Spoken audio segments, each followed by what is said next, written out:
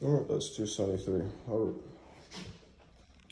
So as we hear, we enter into the living room, which can be used as a bedroom. Over here we have laundry in the unit. This is the eating kitchen, dishwasher, gas stove, and fridge.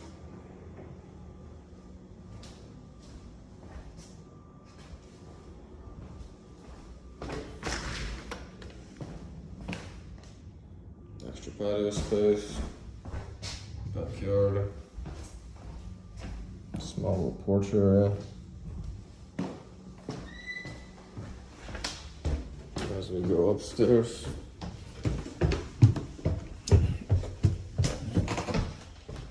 one bedroom here, large amount of closet space.